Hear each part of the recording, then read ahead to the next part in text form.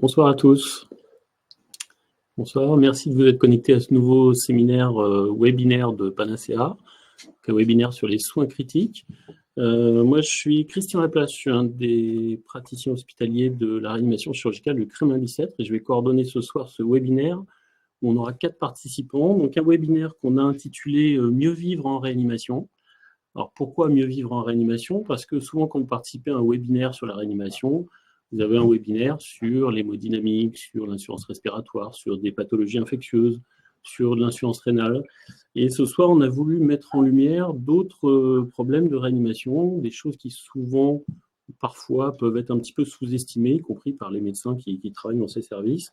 Et nous, on a voulu les mettre un petit peu en lumière avec 4 thématiques qui vont être abordées ce soir, qui nous semblaient intéressantes. Une thématique qui sera abordée par le docteur Catherine Rack, anesthésiste réanimateur à l'hôpital de Bicêtre aussi, comme moi, qui travaille actuellement dans le service de rééducation post-réanimation qui est lié au service de réanimation et qui nous parlera du délirium et de son diagnostic et de sa prévention. Ensuite, on aura Florent Guichard, qui est masseur kinésithérapeute au CHU de la Pitié-Salpêtrière, qui nous parlera de la mobilisation et de la stimulation du patient en réanimation. Ensuite, Anne Renet, qui est psychologue clinicienne, qui travaille à l'hôpital Saint-Louis, aussi en réanimation, et qui participe au groupe Famiréa, nous donnera son point de vue de la psychologue et l'apport de la recherche. Et puis, on finira par Charline Lemoine, qui est infirmière en réanimation, qui travaille à l'hôpital de Creil, et qui nous parlera de son expérience dans la création d'une consultation post-réanimation. Voilà, donc je vais donner la parole à Catherine pour commencer, et puis on fera, pour que toutes les interventions se suivent, on va vous laisser poser les questions sur le chat au fur et à mesure. On ne répondra pas aux questions au fur et à mesure, mais toutes les questions seront poulées par Marine et Constance ici de Panacea, et on fera après un petit choix de vos questions pour faire une discussion tous ensemble sur les 4 sujets à l'issue des 4 présentations. Voilà, je vous laisse avec Catherine. Catherine, tu vas pouvoir attaquer ta présentation. Merci beaucoup. Excusez-moi, je désactive mon micro, c'est bon. Bonjour à tous. Donc, effectivement, je suis réanimateur et j'ai la chance de travailler maintenant dans un SRPR, ce qui m'a permis de pouvoir voir certains soins de réa un petit peu autrement. Alors, le délirium, c'est un concept assez compliqué sur lequel il y a énormément de recherches. Et je voulais essayer de vous simplifier un petit peu ça, surtout qu'on n'a pas beaucoup de temps, et de vous expliquer ça en termes de défaillance cérébrale. Moi, je crois vraiment que maintenant... Alors, le délirium, c'est un terme américain. Hein. C'est pas le délirium très mince, pour ceux qui ne connaissent pas du tout, c'est pas du tout ça. Enfin, le délirium très mince, c'est un des aspects du délirium, c'est pas le délirium très mince. Et en fait, c'est ce qu'on appelle, nous, quand les gens deviennent fous, agités, disent n'importe quoi, etc. Donc, moi, je pense qu'il serait plus juste de parler de défaillance cérébrale, et une défaillance cérébrale que vous, comme les médecins, doivent prendre en compte, diagnostiquer et évaluer, comme en réa, on fait avec la défaillance rénale, respiratoire et hémodynamique, etc. Donc là, je vous présente les signes cliniques qui sont à l'heure actuelle définis par le Collège des psychologues américains.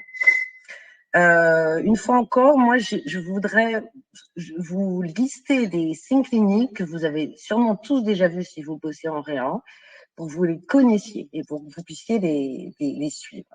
Alors, le premier grand type de signe, c'est ce qu'on appelle la perturbation de la conscience et de l'attention. C'est-à-dire que c'est des gens qui ne sont pas dans un état de conscience normal, qui sont soit agités, soit apathiques, et qui n'arrivent pas à maintenir leur attention. Vous commencez par leur poser une question et en fait, ils ont déjà oublié la question quand ils commencent à essayer d'y répondre. Donc, ils sont incapables de maintenir leur niveau de concentration et d'attention sur ce que vous leur dites, et ils n'ont pas un niveau d'éveil normal.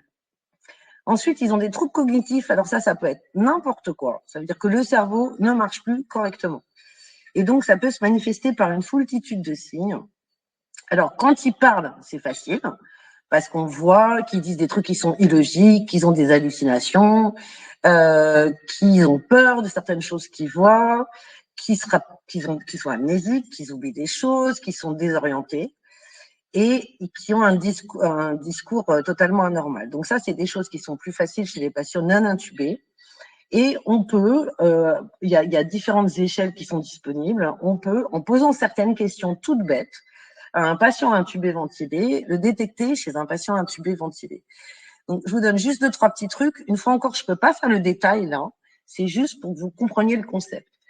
Quand vous faites votre tour le matin et que votre patient il est souriant et que vous lui dites ça va et il vous fait un grand oui avec un grand sourire, on est tous super contents, mais a priori c'est que ça va pas bien parce qu'il y a peu de patients qui seraient contents d'être en réanimation intubé ventilé. Et donc on peut passer à côté. Et donc il faut poser des questions un petit peu plus compliquées, mais très peu, enfin, pas beaucoup plus complexes. Hein. Leur demander tout bêtement si 1 kilo ça pèse plus que 2 kilos. Ou si, je sais pas moi, si il y a des girafes dans la mer, des choses les plus bêtes possibles. Et vous allez tout de suite voir que, en fait, le patient est complètement perdu et vous raconte n'importe quoi. Tous les patients ne sont pas agités. Et donc, quand ils sont en délirium intubé ventilé, une fois encore, c'est très, très facile de pas s'en rendre compte. Et je pense que c'est extrêmement important pour les soins parce que un patient qui est confortable, qui va bien et qui est totalement logique dans sa tête, bah, vous pouvez lui faire confiance sur ce qu'il vous dit, sur ce qu'il vous fait passer comme message, sur la présence ou non de douleur et des choses comme ça. Alors qu'un patient qui est complètement délirant, a priori, il va vous envoyer des messages qui sont pas adaptés et vous n'allez pas pouvoir répondre correctement à ses besoins. Le troisième grand critère, c'est que ça s'installe rapidement et que ça bouge dans la journée. Donc, en fait, d'où l'intérêt de surveiller, d'ailleurs. Hein. C'est un patient que vous allez trouver normal au début et qui, éventuellement, vous allez voir qu'il devient un petit peu fou au cours de l'hospitalisation ou, à l'inverse, qui s'améliore. Mais en tout cas, ça s'installe en réanimation, ça évolue dans la journée et c'est-à-dire que c'est le plus souvent prédominant la nuit. La nuit, les gens, ils sont plus angoissés, ils ont plus peur, ils ont plus facilement des cauchemars auxquels ils vont éventuellement adhérer et donc ils vont avoir plus facilement des sentiments de panique et des agitations. Et ensuite, ça c'est un peu notre problème, mais c'est le vôtre aussi, on va en reparler, la perturbation, elle est due à quelque chose. Alors, à n'importe quelle affection médicale. En fait, vous le savez déjà, si vous avez eu la grippe, hein, si vous avez eu une fois 39 et des difficultés à respirer, votre tête, elle marche plus correctement. Hein, déjà, même si vous êtes jeune et en pleine santé. Donc, tous les patients qui sont en réa, ils ont des dysfonctions hémodynamiques, des dysfonctions pulmonaires, des dysfonctions rénales, tout ça, et éventuellement des agressions cérébrales directes. Hein. Donc, tout ça, ça va être facteur de délirium. Et l'autre problème, c'est les médicaments. Et les médicaments, donc je vais y revenir après, je vais finir les signes cliniques, mais on va voir que c'est les médicaments qui vont nous intéresser énormément. Donc je vous donne les autres signes cliniques parce que c'est aussi une manière pour vous de détecter ces choses-là. C'est des gens qui dorment plus la nuit, mais plutôt la journée et qui sont réveillés la nuit. Donc ça aussi, c'est extrêmement classique, hélas, en réanimation. On l'a dit plus souvent la nuit. Ils peuvent avoir une humeur qui varie énormément d'un moment de la journée à l'autre, et donc ils peuvent être euphoriques. Et très important, ils peuvent être calmes. Ils sont pas obligatoirement agités. Donc, le principal message de ces signes cliniques, c'est qu'un patient qui vous sourit et qui est calme avec son tube peut tout à fait être complètement déconnant. Alors, à quoi ça peut vous servir de savoir qu'il fait n'importe quoi? Moi, je vois au moins 2 applications évidentes. Vous avez besoin d'évaluer correctement si votre patient il est douloureux ou non, et donc c'est important qu'il vous réponde correctement et qu'il soit fiable. Vous avez, j'espère, besoin de savoir si vous pouvez l'attacher ou non, et ça doit se discuter avec les médecins. Mais moi, ça me paraît évident qu'un patient qui est complètement délirant, il vaut mieux pas le détacher parce qu'il risque de tout arracher 2 ou 3 minutes après. Alors qu'un patient qui est parfaitement calme et parfaitement orienté, vous pouvez tout à fait le laisser détacher, toujours en accord avec le médecin. Donc, je reviens à la première. Donc, les causes, c'est médical et c'est aussi des problèmes médicamenteux. Et alors là, le délirium a ouvert tout un pan sur les soins en réanimation. D'abord, en nous faisant redécouvrir que les bons soins, ça faisait moins de défaillances cérébrales. Les bons soins, ça veut dire quoi? Ça veut dire que tous les tuyaux inutiles, on les enlève. Tous les tuyaux sales, il faut les enlever. Et ça, c'est en grande partie votre rôle de surveillance avec nous de tous les tuyaux qu'il y a, la sonde urinaire, les cathés, mais même même un catheton. Hein. Est-ce qu'il est vraiment utile? Est-ce que je passe quelque chose par là? Est-ce qu'il est infecté? Et après, il y a tous les médicaments qu'on donne. Et dans les médicaments, il y a un énorme truc, c'est la sédation. Et le délirium, il a amené à ça, c'est à se poser le problème de la sédation. La sédation, on donne des morphiniques et des benzodiazépines.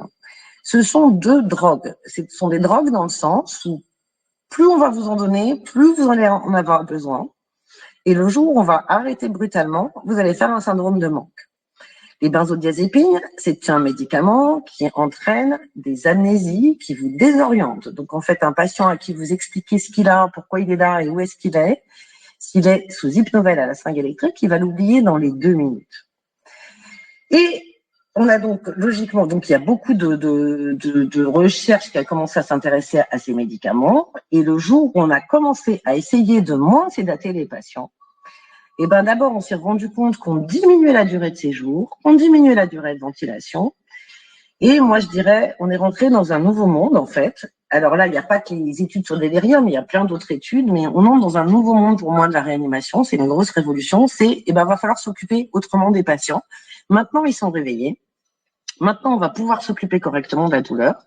Maintenant, on va pouvoir les bouger, on va pouvoir leur faire comprendre, donc d'où l'importance de la kiné. Et on s'est rendu compte de l'importance majeure de la kiné, mais du muscle en fait, du fait de devoir bouger, pas perdre ses muscles et en refaire.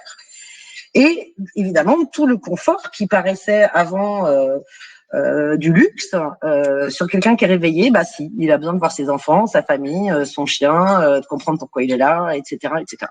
D'accord? Donc en fait, moi, ce que je trouve assez merveilleux dans cette histoire, c'est que toutes les recherches des dernières années nous amènent à arrêter de sédater lourdement un patient en pensant bien faire, il va pas avoir mal, il va se rappeler de rien, à le sédater le moins possible et à donc à changer complètement notre approche du patient. Donc, là-dedans, il y a, moi, un des points qui me paraît fondamentaux, il y en a des milliards, mais il y a la position. Alors là, je m'excuse, c'est sûrement pas très lisible. Enfin, c'est un tableau qui a été fait par une de nos kinés pour expliquer l'importance de la position debout. Et d'ailleurs, les réanimateurs le savent, mais c'est quand même pas souvent appliqué. Et je pense que c'est extrêmement important d'asseoir les patients, de les mettre au fauteuil, voire de les faire marcher. Pourquoi? Alors d'abord, dans leur tête. C'est évident que quelqu'un est mieux s'il voit les gens qui rentrent, s'il voit où il est, s'il voit éventuellement au mieux la lumière dehors, plutôt que le plafond avec les néons qui s'allument de temps en temps à n'importe quelle heure en pleine figure. On va vite comprendre, c'est assez normal. Mais c'est aussi bon pour la fonction respiratoire. Sachez que quand on allonge quelqu'un, il respire moins bien. Le diaphragme, c'est un muscle qui est extrêmement important, qui est entre l'abdomen et le poumon. Et quand vous êtes allongé, en fait, vous avez toutes les organes intra-abdominaux qui vont appuyer sur vos poumons. Sachez que quand en plus on les sédate, les poumons, ils sont écrasés derrière. Je pense que vous avez tous vécu, notamment avec le Covid, l'intérêt du décubitus ventral. Sachez que quand même, l'écrasement des poumons dans les zones postérieures du poumon, c'est quand même une conséquence du fait qu'on les sédate et qu'on les allonge. Et donc, si on peut éviter et si on peut les laisser assis, il y aura moins de défaillance respiratoire. C'est bien sûr mieux au niveau hémodynamique, et je vous rappelle que la sédation, vous avez dû tous le vivre, la sédation, ça a un impact hémodynamique. Si vous avez une seringue d'hypnovèle, vous avez une seringue de noradré, et que quand vous arrêtez l'hypnovèle, vous arrêtez la noradrénaline. Et puis c'est un effet, alors là les kinés seront probablement plus à même que moi pour expliquer ça, mais c'est un effet qui est extrêmement bénéfique aussi sur vos muscles et sur les articulations. Et là, je vous ai mis un peu l'importance de la station debout parce que je trouve que c'est un bon pense-bête pour savoir comment installer un patient au lit. Le patient, il doit être installé comme s'il était debout. On a tendance en réanimation, alors il faut que j'arrête de faire des gestes parce que je crois que vous ne me voyez pas, on a tendance à installer les patients pliés sur eux-mêmes pour éviter qu'ils tombent. On met des coussins partout, sous la tête, autour des épaules, et en fait on les écrase. On les écrase autour des poumons et on les met dans des positions qui sont non fonctionnelles. si on ne fait pas attention à la position des pieds et à prévenir les équins, ils ressortent avec des équins fixés. Moi, maintenant, je le vois en post-réanimation. Donc, le positionnement des patients, il est possible vraiment que quand effectivement on a désédaté des patients, il doit se faire évidemment avec l'aide des kinés et il est fondamental pour la suite des événements.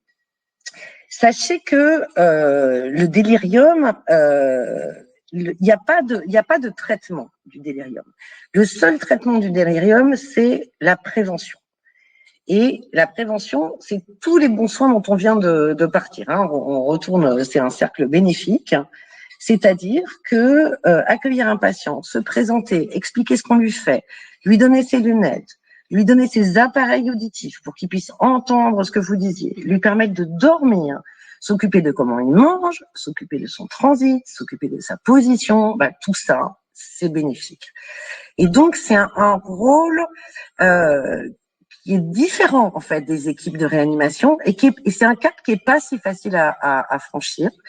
J'essaie d'être le plus court possible parce que je pense que la discussion est très importante.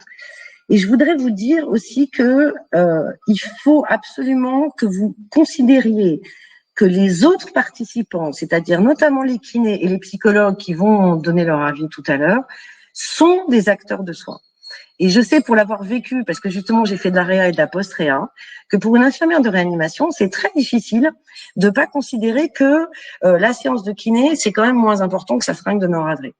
Et je pense qu'il faut qu'on change complètement ce point de vue-là et qu'on sache, alors c'est aussi le problème des médecins, mais c'est le problème de tous les soignants, de s'organiser tous dans la journée parce qu'il y a un scanner à faire, il y a un temps de fauteuil, il y a un temps de kiné et toutes ces choses sont à faire. Et rien que cette organisation, c'est pas pour rien que je vous parle, chaque chose que je vous dis, ça a été prouvé par des études. Hein. Donc rien que de prévoir dans l'organisation d'une journée que la kiné puisse avoir lieu, qu'on fasse une place, il y a plus de kinés et les patients, ils sortent plus vite et mieux de la réanimation. Donc, on a un changement de point de vue. C'est surtout ça que je voudrais vous démontrer. Il faut qu'on arrête d'être sur nos machines et nos seringues. Et il faut qu'on considère les patients comme des êtres vivants et qui ont les mêmes besoins que vous et qui ont plusieurs besoins différents une fois qu'ils sont réveillés, de bouger, de voir leur famille et de manger. Ça sera tout pour nous. Je regarde juste si j'avais d'autres choses à vous dire. Je crois que c'est tout. Oui, l'autre chose que je voulais vous dire, et ça sera pas évident parce que je pense que c'est pas encore bien ancré chez les médecins réanimateurs. La défaillance cérébrale, le délirium, la défaillance cérébrale, il faut, je pense, vraiment la considérer comme une défaillance rénale. C'est-à-dire que les organes, ils marchent les uns avec les autres. Que si le rein et le poumon vont pas bien, le cerveau va pas bien aller. Par contre, que si vous améliorez le rein et le poumon, le cerveau va bien aller. Et inversement, que les organes, ils marchent tous en synergie et que le cerveau n'est pas quelque chose qui est au-dessus, complètement en dehors de ça. Et qu'il faut le prendre en compte avec tout le reste. Voilà, je crois que j'ai dit le principal des choses que je voulais dire et on se reparle à la discussion. Je vous remercie. Merci Catherine. Je crois que vous avez compris un peu l'importance de ce qu'on pouvait initialement considérer comme des petites choses et qui sont plus des petites choses en réanimation.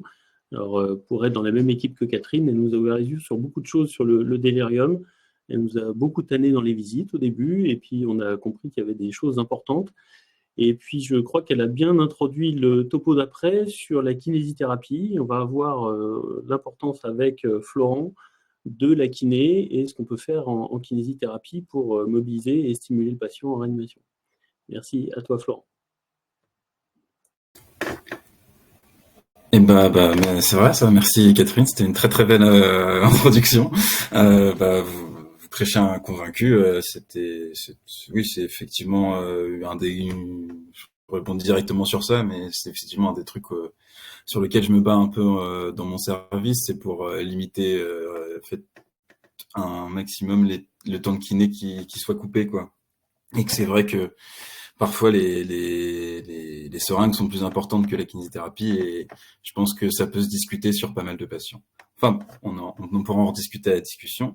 Donc du coup, moi, je travaille en réanimation depuis 2016, depuis mon diplôme. En gros, j'ai fait de la réanimation chirurgicale Et là, je suis en MIR. Du coup, ça m'a permis de voir un peu les deux côtés de la réanimation. Et je suis enseignant en IFMK aussi depuis 2019. Tout d'abord, moi, je voulais commencer par parler un peu du corps du patient, parce que quand il est sédaté, curarisé potentiellement, en fait, il va y avoir comme une expropriation de son corps par le patient. En fait, il est manipulé par les soignants sans que le patient puisse réagir de quoi que ce soit. Donc, c'est comme si son corps ne lui appartenait plus. Et ça va être très étrange pour lui. Donc, ça va être des gestes qui vont potentiellement le traumatiser et lui ou peut-être au moins ses articulations et ses muscles. Et dès qu'on sort des amplitudes articulaires. Donc, c'est important de faire attention quand on mobilise le patient sédaté, vraiment, parce que déjà, on peut commencer à traumatiser son corps. Et important aussi, du coup, d'expliquer et de parler lors du geste, parce que même si le patient est sédaté, bon, s'il est sédaté profondément, effectivement, ça va pas marcher. Mais il a une légère sédation et qu'il ne participe pas, au moins le prévenir, ça permet à lui s'il l'entend, de envisager en fait le geste, de le préparer et de préparer son corps et du coup d'éviter potentiellement un traumatisme. Voilà, faut y aller assez doucement quand les patients sont sédatés du coup. Et il faut se dire aussi effectivement que quand le patient il se réveille, le corps du patient, il ressemble pas du tout au corps que lui il a l'habitude. Déjà potentiellement il va être contentionné, donc ça va être un traumatisme aussi, pouvant, je pense, participer au délirium qu'a présenté Catherine avant. Et il va retrouver un corps bizarre avec potentiellement beaucoup de fils, donc des cathéters, ça peut être centraux, il peut y en avoir des périphériques, il peut y avoir des artériels, des cathéters de dialyse. Tout ça, ça va être nouveau sur son corps et tout ça, ça va faire partie intégrante de son corps. C'est pas pour rien qu'on parle de ablation quand on retire tous ces trucs-là, c'est qu'on retire vraiment un truc qui fait partie du corps du patient. Donc il faut, en lui faisant découvrir aussi potentiellement, s'il n'est pas trop confus, avec de simples gestes, le guider avec sa main, lui montrer où sont ses cathéters, à quoi ils servent, lui expliquer que ce sont qui font partie de lui pour le moment et qu'il en a besoin et que du coup il faut falloir les garder et y faire très attention. Et d'autant du coup, c'est pour ça qu'on commence par ça et ça nous permet ensuite d'inclure le patient réveillé dans les soins. C'est vraiment primordial d'insister sur l'explication et la transparence des gestes sur ce qu'on va faire, parce que lui, ça lui permet de mentaliser un peu le geste et d'envisager son geste. Et s'il est incapable, même s'il est incapable de le faire seul, ça va faire en fait ce qu'on appelle de l'actif aidé. Et donc l'actif aidé, c'est un peu comme faire du vélo électrique, quoi. Donc on commence le geste ou faire de la VS7 pour ceux qui aiment la ventilation mécanique. C'est en fait on commence le geste, mais on est aidé par le thérapeute ou par les soignants. Et donc ça c'est vraiment beaucoup plus efficace en termes de récupération musculaire que tout simplement mobiliser le patient et ne pas le faire participer aux soins. Ensuite, je voulais parler de la rééducation à proprement parler, quoi. Et ce que je voulais vraiment mettre au centre, c'est le projet du patient. Donc, quand le patient est à peu près conscient de ce qu'il fait, qu'il est conscient de ses déficits, qu'est-ce qu'il veut faire en rééducation? Qu'est-ce que lui souhaiterait faire? Et ça, c'est vraiment important. Qu'est-ce qui le motive, lui? Par exemple, ça a pu être certains patients, c'est tout simplement pouvoir lever les bras, changer de chaîne avec sa main, donc on rééduquer plutôt la main. D'autres, ça va être tout simplement de pouvoir uriner debout. C'est un peu con, mais quand on est un homme et qu'on peut plus le faire, c'est un peu perturbant. Donc et en fait, tout ça, on va adapter nos exercices pour pouvoir un peu correspondre au projet du patient parce qu'on sait qu'on aura beaucoup plus de participation de sa part. Il va adhérer beaucoup plus facilement à notre éducation parce qu'on aura le même projet tous les deux. Et donc ça, c'est vraiment important de connaître un peu quelles sont les motivations un peu plus profondes du patient, même si elles sont pas profondes même si elles sont juste pour les quelques jours présents, au moins ça va le faire participer beaucoup plus à la rééducation, puisque vraiment la limite que nous on a rééducateurs en réanimation, c'est la participation des patients. C'est justement qu'ils soient trop apathiques dans leur lit, qu'ils soient laissés dans leur lit, qu'ils aient un peu glissé, donc ils ont même pas de tonus vertébral. Donc c'est quand même ce serait quand même assez dommage. Et je voulais juste mentionner la CIF, donc c'est la classification internationale de handicap. En fait, c'est comme ça c'est grâce un peu à ça nous, en kinésithérapie, on fait un bilan et un diagnostic kiné. En fait, on va parler de limitation d'activité, restriction de participation, les structures anatomiques touchées et déficiences. Et donc, comme ça nous permet de toujours lier la déficience d'irrécupération de la structure anatomique à son activité de la vie quotidienne. Donc, c'est typiquement un BPCO qui va avoir les poumons qui vont être touchés, avec une hypoxémie, une hypercapnie qui vont être ces déficiences. Il va avoir une restriction de participation au niveau de la marche et des déplacements, s'il va limiter ses activités, voir ses amis, faire ses courses et tout ça. Et donc tout ça, dès qu'on voit un patient, dès qu'on voit un dossier, on pense directement à l'après. Et ça, je pense que c'est un des points importants de la kiné en réanimation, c'est qu'on est dans les soignants qui pensent le plus à après, même si effectivement ça tend à aller vers le mieux au niveau des médecins grâce à l'arrivée des SRPR et tout ça. Ce qu'on va faire aussi, c'est dans notre éducation, on va aider le patient à se réapproprier son propre corps, ce qui est primordial parce que le patient va commencer à se mouvoir de manière autonome de nouveau et il va commencer à bouger volontairement ses membres et de nouveau à faire ce qu'on appelle des gestes vraiment, donc des mouvements avec un but. Et tout ça va participer à sa réappropriation s'il est guidé dans cette direction. Donc toujours essayer de le pousser à faire un peu plus.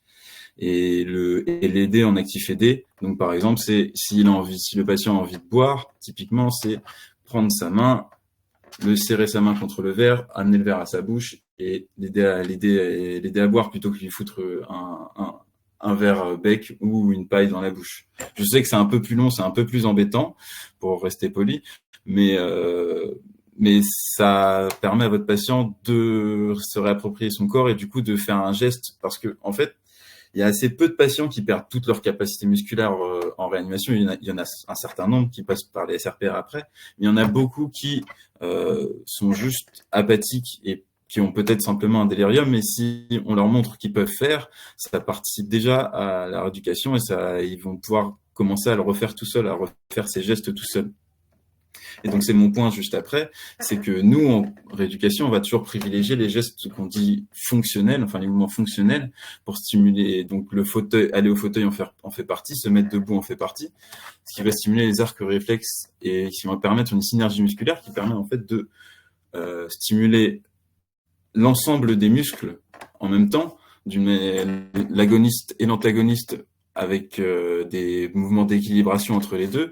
Et en fait, c'est des mouvements qui sont très efficaces, car c'est des mouvements qu'on a appris depuis la naissance. C'est notre éducation de base, éducation, rééducation. Et en fait, nous, on est beaucoup plus efficace en utilisant des mouvements qui sont déjà ancrés dans le cerveau du patient, dans son organisation de mouvement. Et c'est pour ça qu'il faut essayer de tendre vers ce genre de gestes. Donc les bords de lit, debout, la marche, c'est des trucs qu'on fait assez rarement, enfin le plus possible bien sûr, mais c'est ce qui est le plus efficace en termes de rééducation. Et après, mon dernier point, c'est réussir à détruire les limites psychologiques grâce à ces gestes-là. En fait, c'est montrer au patient qu'il est capable de faire, parce qu'il y a beaucoup aussi de patients de réanimation, ceux qui ont perdu un petit peu de force ou qui ne reconnaissent plus leur corps, qui vont être limités sur leur confiance en leur capacité à effectuer un geste. Donc toujours lui montrer sa progression, au moins, ou sa réussite ou à défaut de réussite, sa progression par rapport à avant, ou ce qu'il est capable de faire, pour stimuler un peu son ego. Je pense que là, madame psychologue sera peut-être d'accord avec moi, mais il est toujours préférable d'avoir un patient qui va avoir un sentiment de fierté et qui va se sentir valorisé plutôt qu'un patient qui va se sentir plutôt déprimé. Donc, plus il aura confiance en lui et en nous, les rééducateurs, plus il sera volontaire et plus ce sera facile de progresser avec lui. Non, c'est l'autre truc. Et donc là, c'est typiquement des collègues qui font marcher des patients sous ventilation dans le couloir. Donc, c'est ça qui sera le plus efficace. Ça montre au patient qu'il est, malgré son nouveau corps, malgré les cathéters, malgré les fils, il est capable de marcher, il est capable de faire des gestes qu'il connaît, des gestes qu'il a déjà fait, des gestes qu'il a fait toute sa vie. Le seul problème, vous voyez bien, tout ça, c'est que c'est logistiquement et humainement et d'un point de vue temporel assez compliqué. Mais ça se fait assez régulièrement quand le temps le permet. Il y a aussi un autre côté de la rééducation qui est sympa, c'est l'aspect bien-être aussi qu'on peut apporter par d'autres aspects de la rééducation. Catherine avait commencé à en parler, ça va être la rééducation de la déglutition avec pour la reprise d'alimentation, notamment quand on fait le test à l'œuf gélifié. On a souvent plusieurs goûts de disponibles et demander toujours au patient quel est son goût préféré entre les disponibles, parce que il aura toujours plus de facilité à avaler quelque chose qu'il préfère au niveau goût qu'un truc qu'il n'aime pas. Donc ça c'est évident, même nous ça nous arrive. Donc c'est des choses assez faciles à mettre en place comme ça, qu'on peut faire et essayer de le motiver grâce à la déglutition et à la reprise d'alimentation, quel sera son futur repas, quoi. Et quel est le chemin à parcourir encore pour arriver jusqu'à ce repas. On peut parler aussi pour le bien vivre en réanimation, essayer de stimuler la phonation pour les patients ayant passé beaucoup de temps intubés et réveillés. Ça, c'est vrai que ça leur permet, dès qu'ils sont extubés ou quand ils sont trachéotomisés, on met une valve phonatoire le plus tôt possible, si la ventilation le permet. Ça permet enfin d'exprimer leurs besoins facilement. Ça permet d'exprimer aussi leur mal-être, de pouvoir communiquer avec leurs proches. Donc ça, c'est vraiment important de stimuler la phonation, notamment en rééducation, ce qui nous permet aussi de travailler la déglutition en travaillant les cordes vocales. Donc, n'hésitez pas à faire parler et chanter vos patients si vous avez le courage. Et dernier point dont Catherine a parlé aussi, c'est de trouver la bonne installation dans laquelle il sera confortable en absence de souffrance. C'est vrai que c'est important de trouver la bonne installation, en même temps l'installation qui va le redresser le plus possible, mais il faut pas qu'il souffre pendant cette installation, parce que sinon on va perdre les bienfaits qu'on aura par cette stimulation musculaire, parce qu'en fait il aura plus du tout envie d'y aller, il va se laisser glisser. Donc trouver un équilibre entre stimulation musculaire et bonne installation, c'est ça tout l'intérêt aussi de la kinésithérapie. Et pourquoi on est censé, avec les ergothérapeutes et autres rééducateurs, être, s'ils sont présents, être à peu près experts de l'installation. Pratique aussi du massage bien-être, ça fait toujours du bien aux patients quand on a un peu le temps, nous les kinés, souvent ils ont eu des contractures au niveau cervical à cause de la sonde d'intubation qui est d'un côté ou de l'autre, souvent d'un côté. Eh ben, il y a souvent des contractures musculaires qui se font, et donc prendre le temps de masser son patient, ça permet déjà lui de ressentir des choses au niveau de son corps, donc au niveau sensitif c'est très important, mais également de juste avoir une sensation de bien-être, de proximité, de toucher doux en fait, qui peut être un peu qui peut ne pas être toujours le cas en réanimation avec les toilettes et tout ça, où c'est pas toujours, on n'a pas forcément le moyen de faire aussi doux que ça. Et la mise en place d'adjuvants bien-être, donc ça peut être effectivement connaître les patients, connaître les programmes télé qu'il aime, connaître ses intérêts, s'il y a la télé en réanimation, je ne sais pas, mais connaître ses intérêts pour pouvoir qu'ils se sentent un petit peu mieux, tout ça c'est important. Enfin, par exemple, nous en kiné, savoir si par exemple s'il aime le vélo, lui faire un maximum de cyclo-ergomètre ou de choses comme ça. Et dans ma réanimation, on a commencé un petit chariot à PSN où on a une stimulation à gauche là, sur la photo, c'est stimulation olfactive avec des huiles essentielles à toute petite dose pour éviter bien sûr les surdosages, mais avec des produits plutôt stimulants, relaxants ou apaisants. Enfin voilà, il y a aussi une un aide-soignant qui est compositeur, donc qui a mis en place des compositions musicales qui permettent d'aller du plus tendu vers le moins tendu, puis de remonter. Là, vous voyez le L, puis le J, et puis de faire un soin complet vers d'un patient, par exemple, pour une pose de cathéter, donc ou pour je sais pas, peut-être une ponction ou une pose de drain pour qu'il soit en même temps apaisé et puis qu'il puisse remonter. Et puis le dernier truc, c'était aussi une stimulation visuelle avec des jeux de lumière pour essayer de limiter la lumière constante du couloir et en fait changer un peu ce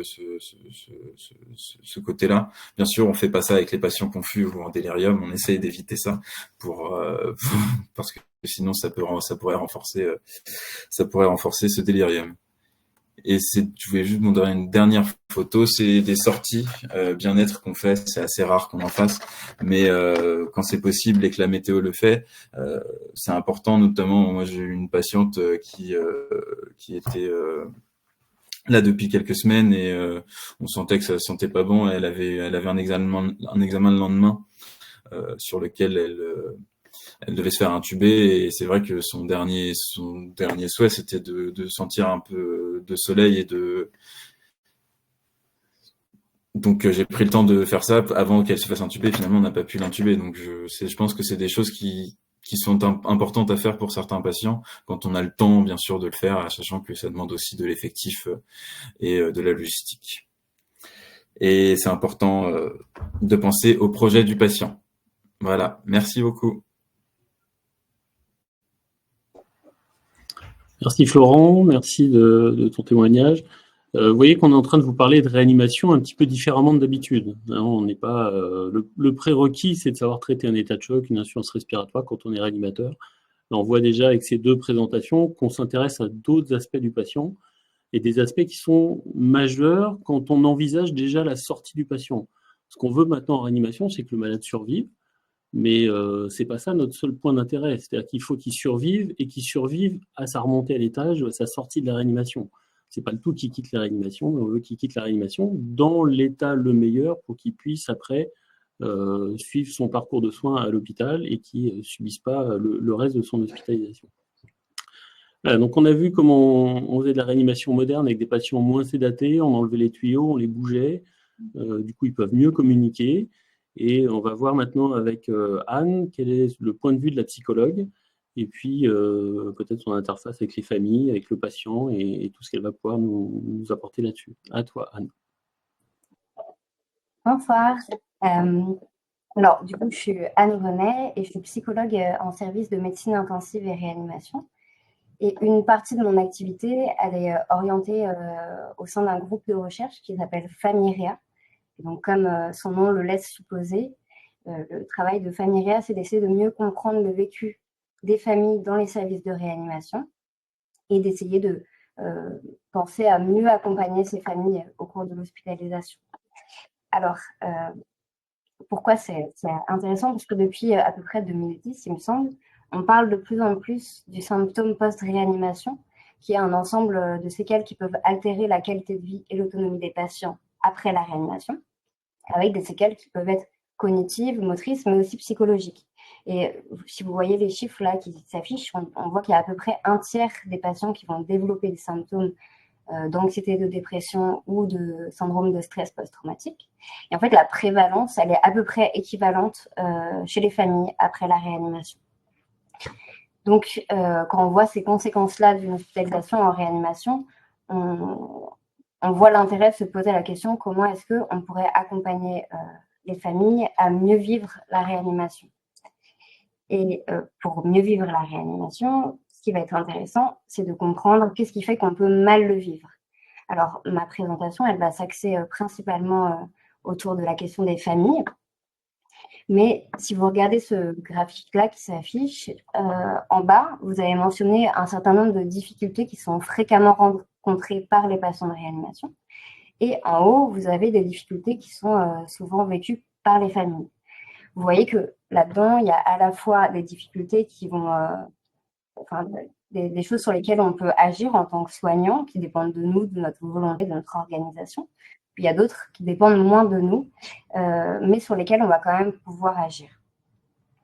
Donc, en fait, quand on parle de réanimation, par la nature même de la réanimation, on est déjà confronté à l'idée de la mort et le risque vital qui soit redouté ou avéré.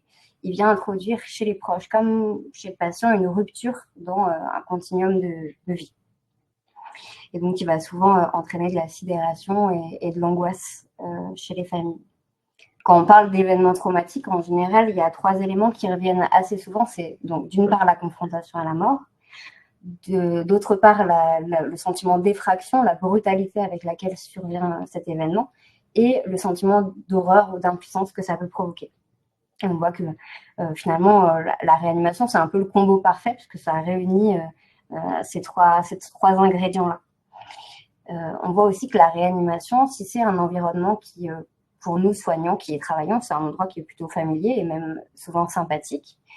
Pour les familles, au contraire, c'est un nouvel univers avec plein de nouveaux acteurs, avec des sons qu'on ne connaît pas, et puis une nouvelle langue aussi. Donc, il y a un langage propre à la réanimation dont la famille n'est pas du tout au fait. Et du coup, ça entraîne une perte de repères qui est assez importante. Et une autre des difficultés qui est régulièrement évoquée par les familles, ça va être les difficultés de compréhension. Parce qu'en fait, ça vient souvent d'un sentiment d'un manque d'information, avec l'impression qu'on est mal ou pas assez informé. Voilà, ça c'est un autre des sujets. Et puis même si on m'a demandé d'axer la présentation sur les familles, c'était important pour moi de laisser quand même les difficultés qui concernent les patients, parce que la famille, au-delà de vivre, elle, ses propres difficultés, elle est aussi confrontée aux difficultés rencontrées par son proche, et elle va le voir dans une situation de vulnérabilité, d'angoisse, de dépendance qui est déjà assez compliquée pour lui. Et en plus, la famille confrontée à ça, elle peut se sentir assez impuissante.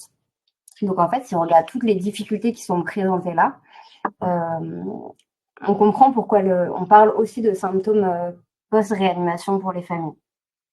Alors maintenant qu'on a dressé ce tableau avec toutes ces difficultés, on peut se demander comment est-ce que nous, en tant que soignants, on va agir là-dessus. Alors, par exemple, pour le tout début de la prise en charge, quelque chose qui est tout bête, mais qu'on oublie parfois de faire, c'est de se présenter. Décliner son prénom ou son nom et sa fonction, ça donne davantage de contrôle à la famille, parce qu'ils peuvent nous interpeller sur une problématique particulière à laquelle on va être en mesure de répondre.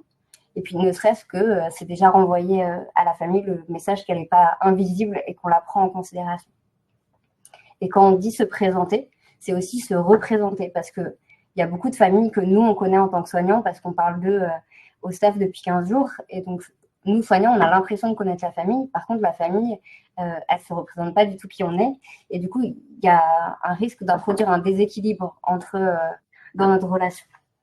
Donc voilà, c'est intéressant de se représenter et de le faire quasiment à chaque fois, jusqu'à ce que la famille elle puisse nous renvoyer le fait que voilà, elle voit de qui on est par rapport à eux. Et dans le même esprit, ça va être important de personnaliser la communication, c'est-à-dire que quand on reçoit la famille en entretien, plutôt que de parler de monsieur, je sais pas, monsieur Michel, de personnalité et de parler de votre frère ou votre fils. Voilà, ça permet à la famille de se repositionner aussi dans ce lien au patient. Face à la perte de repères, ce qui est important aussi, c'est d'aider la famille à ramener du connu dans l'inconnu. Alors, il y a plein d'initiatives qui existent. On parle de personnaliser la chambre, on peut ramener des objets, je sais pas, une veilleuse, un coussin qui va rassurer le patient. On peut mettre des playlists de musique, apporter ses affaires de toilette pour qu'il ait son odeur. En fait, il y a vraiment plein de choses à faire. L'idée, c'est que tout l'environnement de la réanimation, toutes les machines, elles rappellent en permanence, le patient et la famille, ils sentent bien qu'ils ne sont pas chez eux dans cet univers-là. Du coup, l'idée, c'est de les aider à s'approprier à cet espace et en faire leur espace de vie le temps de l'hospitalisation du patient. En permanence, on doit travailler à favoriser la continuité. pour éviter justement le risque de rupture du trauma dont on a parlé au début. Ça, c'est un truc sur lequel travaillent beaucoup les psychologues en réanimation, mais c'est pas le travail que du psychologue. C'est vraiment une mission qui est partagée par tous. Et par exemple, pour les initiatives qui sont proposées, quand on propose un livret de bord, c'est souvent proposé au patient pour lui permettre de se saisir de son histoire et de se réapproprier son histoire. Et en fait, c'est certes très bénéfique pour le patient, mais c'est aussi très bénéfique pour les proches, parce que rien qu'en proposant ce livret de bord, on leur propose de maintenir le lien avec le patient, de pouvoir, en retraçant ce qui se passe dans les journées, ça permet à la famille d'y mettre du sens et de retracer, de voir la chronologie, la continuité. Ça leur permet parfois de se sentir un peu moins démunis dans la chambre et d'instaurer une certaine routine, voilà, de créer des routines qui peuvent être assez contenantes pour la famille. Et puis, on parle de continuité dans le temps, mais il y a aussi la continuité dans le lien. Il y a de plus en plus de visites de services qui ouvrent les visites 24 heures sur 24. En fait, au-delà du fait qu'on pourrait avoir l'impression que ça permet à la famille d'être là en permanence, en fait, non. Mais ça leur permet de ne pas être dépendant des horaires de la réanimation et de pouvoir maintenir, du coup, d'autres activités extérieures. Il y a des proches qui choisissent, par exemple, de continuer à travailler parce que ça leur permet de garder un domaine dans lequel, en dehors de l'hôpital, ils ont quand même une maîtrise et ils continuent à exister. Ils ne sont pas seulement le proche de monsieur Untel qui est en réanimation, ils sont aussi une personne qui a plusieurs rôles et qu'elle peut maintenir. Donc ça, c'est important d'encourager les proches qui choisissent de se maintenir des espaces de contrôle et de maîtrise. Et puis, alors j'en parlerai très vite, mais on ouvre aussi de plus en plus les services aux enfants. Alors, je ne vais pas revenir sur le bénéfice que ça apporte aux patients, mais en tout cas, ça apporte un vrai bénéfice aux enfants quand la visite est préparée et bien accompagnée, bien sûr. Mais ça va permettre à l'enfant d'avoir une meilleure compréhension des événements et aussi de pouvoir se représenter ce qui se passe. C'est-à-dire qu'eux, ils constatent juste l'absence quand ils sont à la maison, mais là, ça leur permet de mettre des images sur ce qu'on leur raconte. Et du coup, ça permet de diminuer un peu l'angoisse des enfants. Et l'autre bénéfice aussi de ces visites d'enfants, c'est aussi pour le coparent qui est souvent tiraillé entre ce qui se passe à la maison et ce qui se passe à l'hôpital. Et en fait, là, ça permet de faire le pont puisque, voilà, on permet de relier les différents acteurs. Donc, voilà, gros bénéfice. Et face à l'angoisse, une autre des choses, on a parlé des difficultés de compréhension. Moi, je voudrais vous parler aussi du pouvoir des mots face à l'angoisse. Je vais vous lire un petit extrait d'un témoignage que j'ai recueilli dans un des entretiens, justement dans la partie recherche. Il y a l'épouse d'un patient qui me racontait l'annonce des limitations thérapeutiques et l'annonce de l'arrêt des soins qui allaient être initiés pour son mari. Elle me dit, alors le médecin qui nous a annoncé ça d'une façon très brutale, alors que nous, ça faisait 10 jours qu'on prenait tout notre courage. On allait le voir, on y allait avec plein d'énergie, avec tout notre espoir. Elle, devant lui, elle nous a annoncé ça, mais d'une brutalité et d'une violence, on ne peut pas faire plus. J'ai trouvé cette annonce très mal faite, donc j'en ai immédiatement parlé à l'infirmière, qui en a parlé au chef de service, qui nous a réunis et nous a réexpliqué la chose en s'excusant, en réexpliquant la même chose finalement, mais pas avec les mêmes mots. Et c'est sur cette dernière phrase que je voulais insister, c'est la même chose, mais pas avec les mêmes mots. Ça montre bien l'importance accordée au langage. Et en fait, face à l'absence d'information, l'angoisse, elle a tendance à s'envoler complètement. Et voilà, les familles, elles sont chargées d'angoisse. Et dans ces situations-là, elles vont accorder encore plus d'importance au discours. Elles vont rechercher dans les mots tous les indices qui vont pouvoir augmenter la compréhension. Ils vont chercher de la signification là où on ne cherche pas forcément à en mettre. Ils vont interpréter les silences, essayer de comprendre ce que je dis sans vraiment le dire et ce qu'ils pensent que les soignants peuvent cacher aussi. Donc, ça pourrait être hyper embêtant de se dire, oh là là, voilà, il y a tellement de... Et le langage, finalement, c'est presque dangereux pour nous, soignants. Mais en fait, vu que c'est un élément qu'on contrôle, on peut s'en servir au bénéfice des familles. Et alors, il y a un exemple qui est assez basique, mais quand on dit à une famille « ne vous inquiétez pas », nous, ce qu'on veut, c'est tout bêtement la rassurer. Et en fait, on va se retrouver avec un effet paradoxal, parce que la famille, ce qu'elle va entendre, c'est qu'on parle d'inquiétude, et du coup, elle va être à l'affût de tout ce qui pourrait être potentiellement source d'inquiétude. Voilà, alors qu'au contraire, si on dit soyez tranquille, vous pouvez être tranquille, on induit toute autre chose. Donc c'est vraiment quelque chose qu'on peut utiliser au quotidien, et si on regarde, c'est assez fou le nombre de mots qu'on utilise au quotidien qui peuvent générer de l'angoisse, alors qu'en décalant juste ça, on pourrait apporter beaucoup plus de réassurance. Donc dès qu'on dit c'est pas compliqué, ça va pas faire mal, ce sera pas long, tout ça, ça induit autant d'idées un peu négatives. Un autre enjeu hyper important, c'est la communication. On sait que 50% des informations seulement sont retenues par les familles. Donc, en fait, avec l'effet de sidération et d'inquiétude, les familles, elles sont assez peu disponibles pour recevoir des informations. Donc, on peut utiliser des supports pour les aider à se repérer, pour qu'elles puissent consulter et reconsulter les informations. Comme par exemple en ayant un livret d'accueil avec un glossaire, ça leur permet de pouvoir lire et relire. On peut aussi proposer d'écrire les mots qui sont compliqués. Pour nous, il y a des noms de pathologies qui nous évoquent tout de suite quelque chose, mais pour la famille qui l'entend pour la première fois, c'est une succession de sons et qui vont avoir du mal à remettre dans l'ordre à l'issue de l'entretien. Ça peut être aidant aussi de faire des schémas ou de proposer de voir des imageries, parce que parfois, ça rend concret des choses qui sont totalement abstraites pour la famille. Le fait de voir, ça leur permet de mieux comprendre. Donc ça, c'est par rapport plutôt à tout ce qui concerne la maladie, mais il y a d'autres informations qu'on peut communiquer concernant le fonctionnement du service, le rythme de roulement des équipes, les horaires à peu près, comment se passe une journée type, quels sont les professionnels qu'on peut rencontrer et comment repérer qui est qui.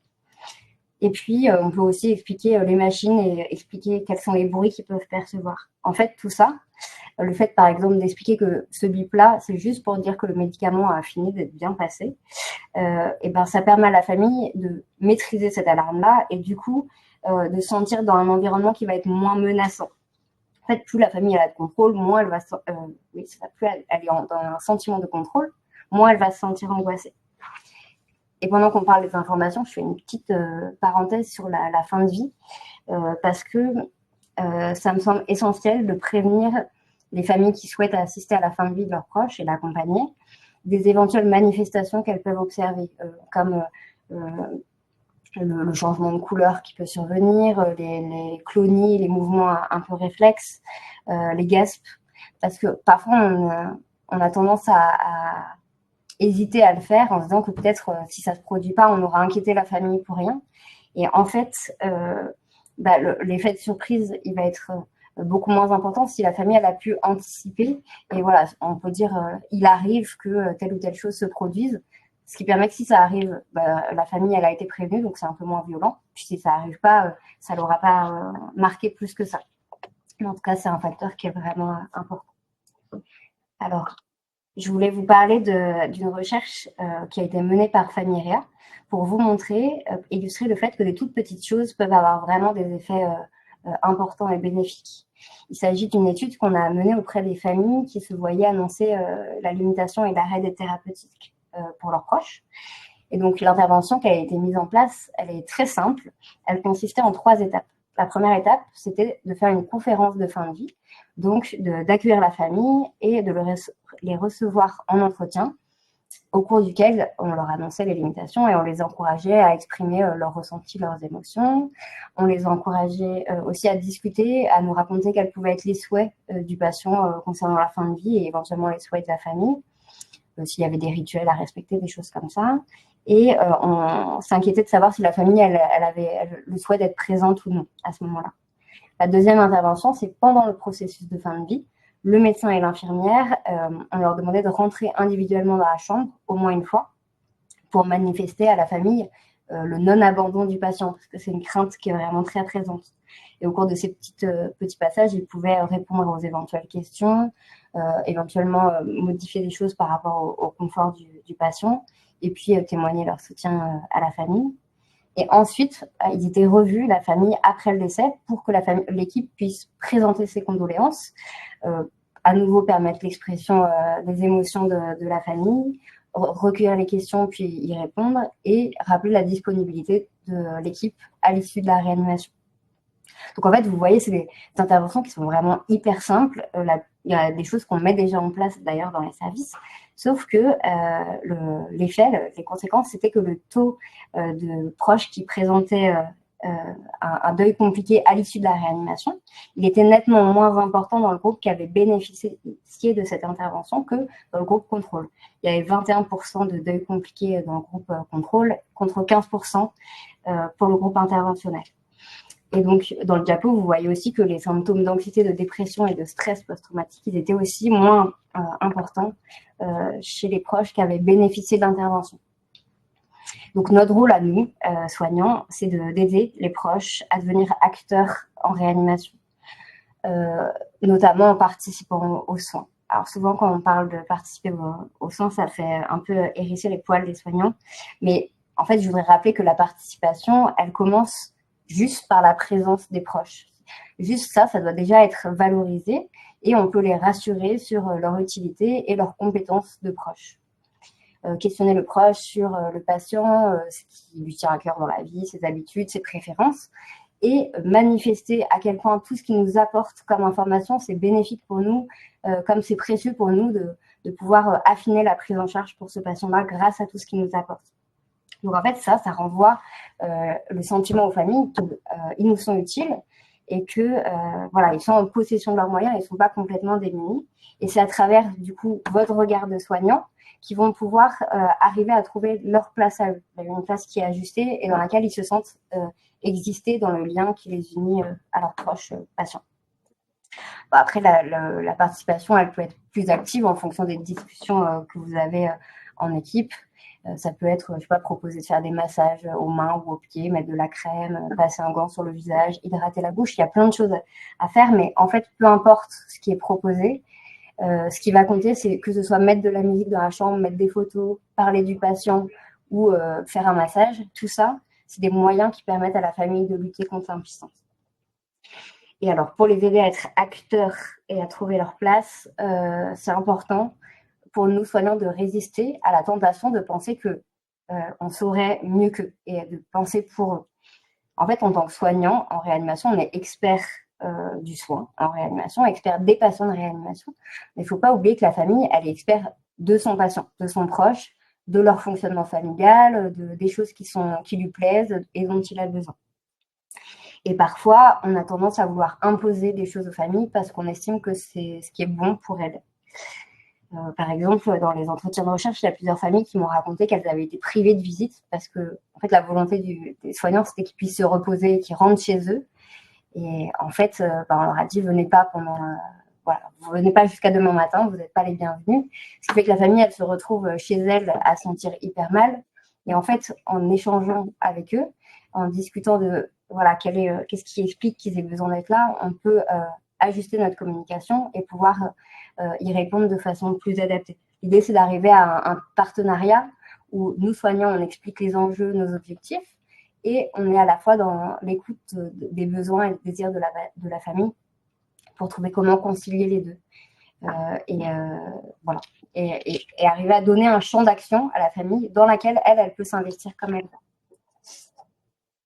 Voilà, donc pour finir, et je vais conclure là-dessus, ce qui compte, j'ai l'impression avant tout, c'est pas tant le résultat qu'on va obtenir, c'est la démarche qu'on met. C'est-à-dire que dans les témoignages qu'on recueille auprès des familles, c'est pas tant la finalité dont ils parlent après coup, c'est souvent toute l'énergie qui a été déployée par les soignants pour accompagner le patient au mieux en fonction de lui.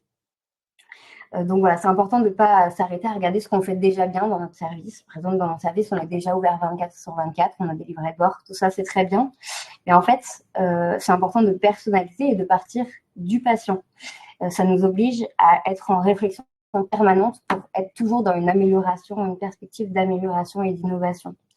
Sachant que, on l'a vu, il y a des choses vraiment très simples qu'on peut mettre en place et qui vont avoir des conséquences majeures. Et pour finir, je vous ai remis ce schéma-là qu'on a vu, mais avec les difficultés qui sont remplacées par des idées d'amélioration. Ce sur quoi je voulais finir, c'est l'interdépendance entre les patients et la famille. C'est-à-dire que quand on agit sur la famille, en fait, on agit en même temps sur le patient. Quand vous agissez là dans les petits points qui sont au-dessus, vont participer à ce que la famille elle ait davantage de repères en réanimation, à ce qu'elle ait une meilleure compréhension de l'hospitalisation et de ses enjeux. Et du coup, on diminue l'angoisse des familles. Et de ce fait, elles vont se sentir plus efficaces et plus aidantes quand elles sont auprès du patient. Donc tout ça, ça va être un cercle vertueux. Voilà, j'ai fini avec ce que je voulais vous dire. Merci. Merci beaucoup, Anne. Bon, encore une présentation qui nous montre qu'on est expert du soin, mais qu'on a encore pas mal de choses à apprendre, que des fois, en voulant faire bien, on fait pas forcément l'idéal. Une chose qui est intéressante, c'est quand même qu'il y a du stress post-traumatique, que nous, réanimateurs, on est content quand notre patient sort, encore une fois, mais que souvent, on n'a pas le retour, on n'a pas le feedback de comment était perçue l'hospitalisation. Donc, il y a plusieurs manières. Soit on a la chance, comme chez nous, d'avoir un SRPR et les quelques patients qui partent au SRPR, on peut avoir un suivi. Soit, dans le meilleur des cas, on revoit les patients qui viennent nous dire bonjour après et on est plutôt content. Soit il y a des réadmissions, là, c'est qu'on a plutôt raté notre coup.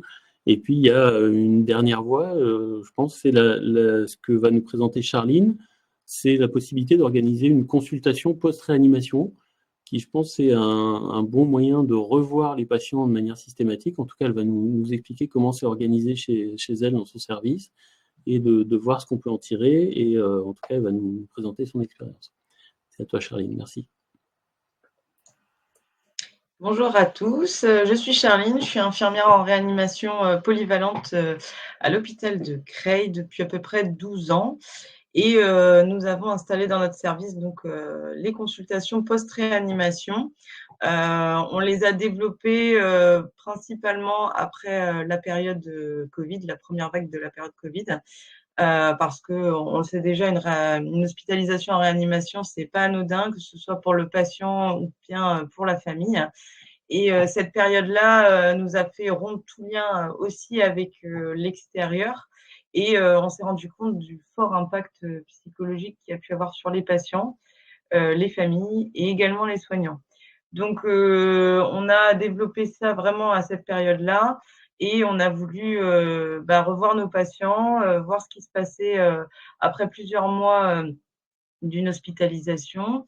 Et puis, comme disait Anne, voir s'il y avait eu des syndromes post-réanimation, des conséquences psychologiques, des conséquences dans la vie de tous les jours, et voir un petit peu où ils en étaient après cette grosse période.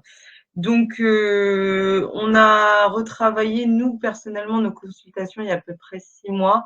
On a travaillé avec davantage de scores, de questionnaires. Et puis, on a informé un petit peu plus le patient sur l'intérêt de cette consultation-là. La consultation, elle dure à peu près 45 minutes. Par exemple, auparavant, on accordait un peu moins de temps et on s'est rendu compte que les patients avaient vraiment ce besoin de nous parler, d'échanger.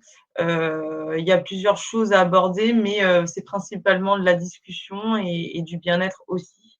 Donc, il y a plusieurs points vraiment qu'on aborde. Le premier, c'est vraiment, on informe le patient sur son séjour parce qu'il y a énormément de patients. Donc, en moyenne, on les voit à peu près 3 à 6 mois plus tard en fonction du patient. Et en fait, on se rend compte qu'il y a beaucoup de patients qui se rappellent pas ou peu pourquoi ils étaient là. Certains événements de l'hospitalisation, comme on s'en doute, beaucoup n'ont pas beaucoup de souvenirs de la période de coma artificiel. Donc nous, ça permet de remettre un point là-dessus, de compléter cette période d'amnésie et de combler un trou dans leur période de vie, même si les familles sont là pour rapporter un petit peu les choses, ou certaines familles font des journaux de bord, mais ça reste encore très peu. Nous, on va essayer de le développer davantage dans notre service parce que ça permet aux familles d'être acteurs, comme le disait Anne, de s'impliquer dans la prise en charge et nous aussi d'avoir un retour. Durant cette consultation, on fait aussi plusieurs diagnostics. On essaie d'évaluer les séquelles qui persistent ou pas des patients. Les séquelles physiques, est-ce qu'on remarche avec une canne, sans canne, avec l'aide de quelqu'un, les impacts psychologiques, on revient un petit peu sur est-ce qu'il y a eu des hallucinations, des cauchemars, des troubles de sommeil pendant l'hospitalisation et même après l'hospitalisation. Comment on est revenu à la maison et comment on vit après cette période, parfois très compliquée, pour les patients. On évalue aussi leur qualité de vie. On leur demande si, ils sont en capacité de refaire, les activités de la vie quotidienne, aller à la boulangerie, chercher son pain, promener son chien. Est-ce qu'on voit du monde? Est-ce qu'on n'est pas, un petit peu plus, timide et un petit peu plus angoissé? Donc du coup, est-ce qu'on sort plus de la maison? Est-ce qu'on continue vraiment à vivre comme avant? Et puis, si c'est pas le cas, est-ce qu'il y a des choses qui sont mises en place? Est-ce qu'on fait un petit peu de sport? Est-ce qu'on se fait aider par des aides à domicile? Et on essaie un petit peu de voir, comment ils ont repris leur vie ou pas. On essaie également de voir un petit peu où ils en sont au niveau du plan médical. Si éventuellement il y a des suivis qui n'ont pas été correctement faits, on essaie un petit peu de les orienter vers des spécialistes s'il y a besoin. Si par exemple on voit un patient qui a toujours, une dysphonie, on l'oriente vers un ORL. S'il y a des difficultés au niveau mobilisation, on essaie de dire ça serait bien d'aller revoir un petit peu plus le kiné, essayer de favoriser ça davantage. On essaie un petit peu d'orienter. Et puis également, on leur demande quels sont leurs ressentis de leur hospitalisation. Qu'est-ce qu'ils ont bien vécu? Alors bien vécu, c'est pas vraiment le mot, mais est-ce qu'il y a des bons souvenirs? Est-ce qu'il y en a des mauvais? Quels sont-ils? Est-ce qu'il y a des choses qui les ont dérangés? Vraiment, on essaie de faire en sorte qu'ils soient transparents avec nous pour que nous aussi, de notre côté, on essaie d'améliorer nos pratiques de soignants. Parce qu'on est tous dans notre routine de soignants et parfois on ne se rend pas compte de certains actes ou certains gestes qu'on peut faire parce que ça fait partie de nos soins, mais qui peuvent déplaire à nos patients et du coup un petit peu plus adapter les soins en fonction de chacun et puis de favoriser leur bien-être pendant l'hospitalisation pour justement éviter un syndrome post-réanimation. Bon après c'est tout simple, hein, des petites choses comme exemple, limiter le bruit quand on travaille de nuit, abaisser un petit peu les lumières la nuit pour pouvoir garder un rythme. Et puis voilà, ça passe par des petites choses comme ça. Mais on veut aussi que cette consultation, elle serve bien sûr principalement à eux, mais bien sûr aussi à nous, parce que l'idée c'est d'évoluer et puis de les entendre et puis pouvoir améliorer les choses avec eux. Et puis, on leur propose également de se revoir ou pas s'ils en ressentent le besoin. Beaucoup de patients, ça leur fait énormément de bien de nous voir en retard, de montrer aussi et d'être fiers des progrès qu'ils ont pu faire aussi. Et ça, c'est très encourageant pour nous, que ce soit pour les médecins, les kinés, les infirmières, les psychologues, enfin toute l'équipe qui s'est mise en lien à essayer de sortir un patient de réanimation et se rendre compte qu'il peut revenir nous voir et qu'il arrive pour la plupart à récupérer et à vivre de la même manière. On a un sentiment de satisfaction et on sait pourquoi on est là. Et de les voir en retard, ça permet d'avoir du recul. Du coup, on sélectionne quand même les patients. On essaie de voir des patients qui ont eu une ventilation invasive quand même depuis plus de 48 heures, qui ont eu quand même des hospitalisations assez longues et qui présentent aussi principalement des facteurs de risque. C'est vrai que le patient qui vient juste pour un pneumothorax et une pose de drain thoracique et qui va rester 2 jours, on ne va pas forcément le voir. C'est d'autant plus intéressant de voir des patients qui sont restés longuement chez nous. Et donc, ça se passe différemment en fonction des services, mais nous, on a un médecin qui est référent de ça. Donc, c'est toujours le même médecin qui réalise les consultations. Et on est également 2 infirmières référentes. Donc, dans la mesure du possible, c'est soit moi ou une collègue à moi qui est sur la contre-équipe qui réalise les consultations post-réanimation.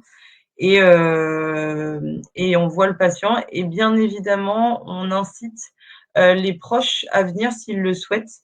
Parce que, comme le disait Anne, on a aussi le ressenti de leur part à eux, leur vécu. Et parfois, on a également le vécu des familles parce que certains patients ne se souviennent absolument de rien. Mais vraiment, il y en a qui n'ont aucun souvenir vraiment sur les derniers jours. Et la famille peut être la personne source pour nous apporter des réponses à nos questions et quand c'est pas forcément possible. Et puis c'est également très enrichissant de les avoir aussi et d'avoir leur vécu à eux et de prendre de prendre en compte leur part aussi. Donc voilà.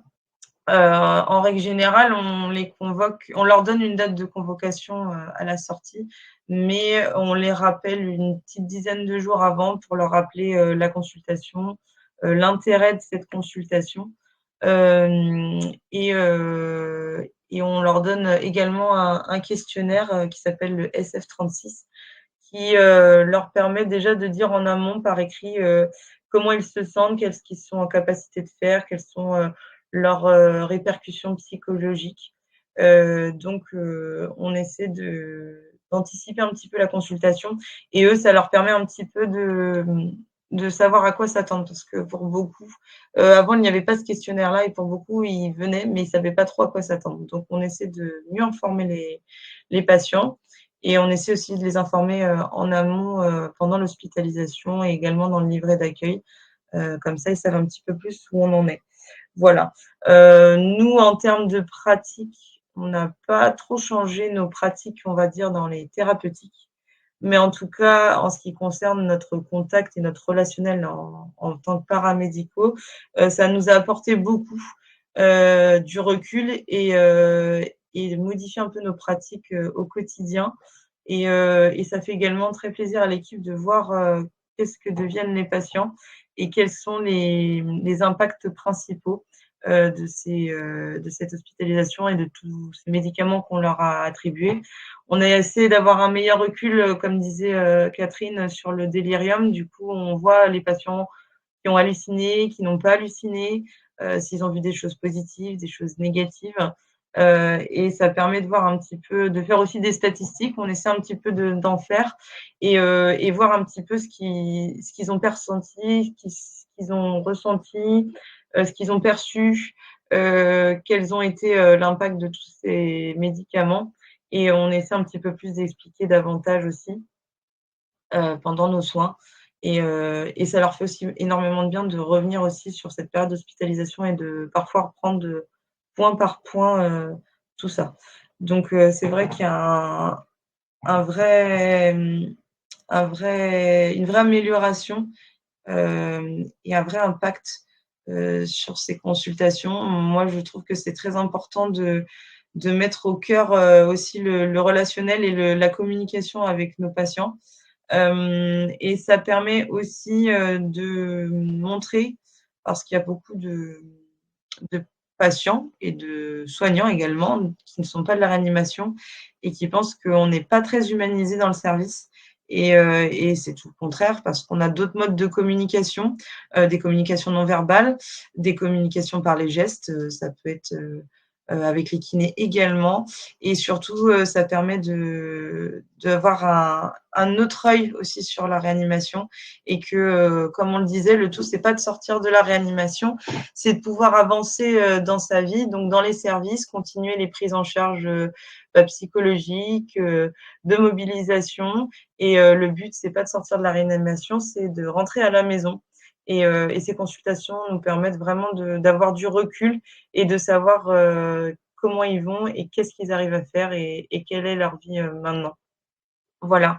Donc, on n'a pas encore beaucoup d'années derrière nous, mais on est content d'avoir cette consultation-là qui, je pense, devrait se développer quand on a les moyens, évidemment, dans beaucoup de réanimation, parce que tout le monde peut s'impliquer dans cette prise en charge. Voilà. Merci Charline, merci pour ta présentation, merci pour ces 4 belles présentations qui sont assez complémentaires les unes des autres, qui ont permis de brosser un panel assez général des choses. Alors on va passer rapidement aux questions, parce qu'on a un petit timing de réseau qui est un petit peu serré, donc on a un petit quart d'heure. On a pas mal de questions là qui sont arrivées sur le chat. Alors certaines ont déjà eu une part de réponse parce qu'elles sont arrivées en cours et ce que vous disiez a permis de rentrer un peu plus dans les détails. Alors on va reprendre, si vous voulez, je vais poser la première question, qui était une question pour Catherine, sur le délirium. Quel outil utilisez-vous pour détecter le délirium? Vas-y, Catherine. Écoutez, alors, il y a plusieurs outils. Une fois encore, je pense que le diagnostic de délirium, c'est en fait une question de recherche. Je pense que l'important, c'est comme on vous demande pas de faire un diagnostic de pneumopathie ou un diagnostic de AP. Voilà. Donc, je pense que c'est les signes cliniques qui sont importants.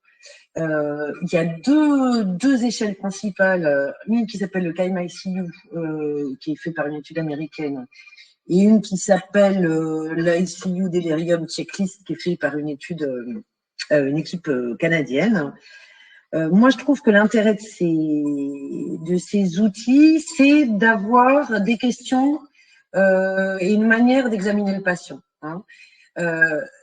L'important, c'est que l'infirmière, un jour, elle voit un truc et le lendemain, qu'est-ce qu'elle voit? Je vous conseille vraiment d'essayer. Alors donc, vous avez dans le CAIM ICU, par exemple, une liste de questions que vous pouvez poser aux patients pour arriver à un peu mieux les évaluer. Et puis, vous pouvez reposer les mêmes questions le lendemain. Vous verrez tout de suite à quel point vous avez l'impression de plonger dans quelque chose que vous voyez pas du tout, en fait. C'est d'aller un petit peu loin, un petit peu plus loin que « bonjour, ça va ?» Hop, super, oui, et on s'arrête là, hein, en général. Donc voilà, c'est les deux échelles. Une fois encore, je pense pas que c'est intéressant de dire il y a un délirium, il y en a pas, mais c'est de regarder si le patient il hallucine, s'il hallucine, s'il dort bien, s'il répond logiquement à 1 kilo de plume, est-ce que c'est plus lourd qu'1 kilo de plomb, ce qui a l'air très simple mais qui est très difficile pour eux. Et après, vous pouvez inventer n'importe quoi. Montrez-moi votre main gauche, selon ce que les gens peuvent faire. Est-ce qu'on s'est vu hier? Enfin, vous voyez, c'est plein de choses différentes. Alors, c'est évident que c'est mieux que dans la réa, il y ait un outil commun à tout le monde, avec des questions communes pour pouvoir se comparer les uns aux autres. Mais ça, en fait, c'est une décision de service. Hein. C'est une décision de service et... Oui. Excuse-moi, Catherine. Oui, c'est surtout intéressant de se poser la question, du coup. L'outil, ça va permettre à tout le monde de poser à peu près les mêmes questions, d'avoir quelque chose d'un peu reproductible. C'est ça. Ouais. Plus que d'avoir un score qui donne une valeur, qui dit oui, exactement. Il y a des non, il n'y a pas des... Ouais, exactement. Moi, je pense pas. Oui. Poser la question et y penser, qui est déjà un grand pas de faire. Ouais, c'est déjà énorme. Et après, laissez les médecins voir s'ils disent que oui ou non il y a un délirium. Je vous dis, de toute façon, il n'y a pas de traitement curatif. Alors, il y avait une question justement sur la suite. Oui. Il y a une question de Martial qui était pour Catherine. Même s'il n'existe pas de traitement en soi, ce que tu dis, et que ça présente le but principal, on utilise quand le patient est agité et confus beaucoup de médicaments, des vasos, des neuroleptiques, du Dexdor. Alors, ça, je sais que tu connais bien aussi. Ouais. Oui, alors, ma première réponse... Tu peux faire une réponse assez courte pour qu'on puisse en faire pour tout le monde. Ouais, mais je suis désolée, mais ma première réponse, c'est en fait, ce que nous montre ces trucs, c'est que tous les médicaments, n'importe quoi, c'est dangereux quand c'est pas nécessaire. Donc moi, je dirais que le premier truc qu'il y a à essayer dans une réa, c'est de mettre moins de sédation, voire d'en mettre pas du tout. Moi, le simple fait d'arrêter de sédater les patients une fois que je les ai intubés, j'ai déjà été très étonnée des résultats. On avait très peur d'avoir beaucoup d'agitation quand on essayait de mettre moins de sédation. En fait, on avait plutôt moins, évidemment. Hein.